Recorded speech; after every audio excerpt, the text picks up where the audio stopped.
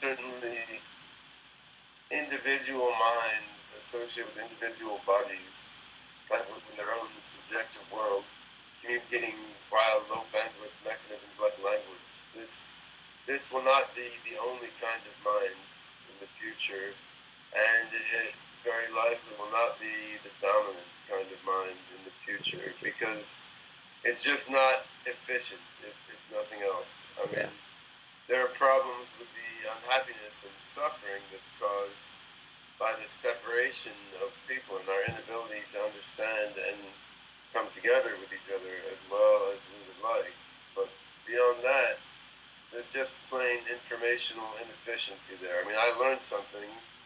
I spent a lot of energy and time learning that thing, and I can't transmit it to you except by taking years and years, right? And that's an informational inefficiency, which is therefore an economic inefficiency, and that is almost sure to be overcome, just for practical reasons, quite apart from the emotional or ethical or aesthetic reasons, which I think are also there.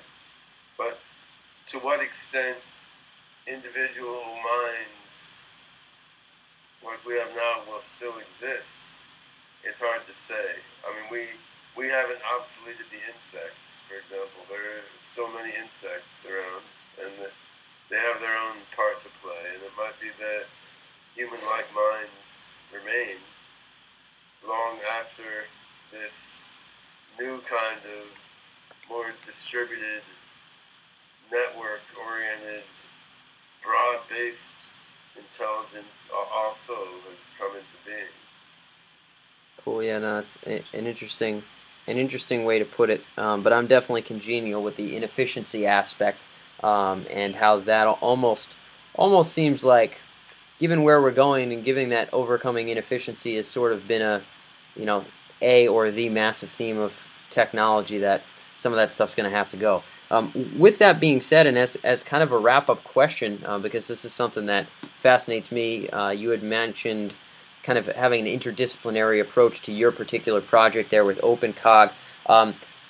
As people in this domain, in this field, whether philosophers, intellectual contributors, technology folks, presumably what we're aiming to do is make kind of this transition to transhumanism, this going beyond human potential, a good thing, right? We're hoping that, you know, we're crossing our little fingers that, hey, we're all working together and we're going to create a better world, not just a better world, but a better consciousness.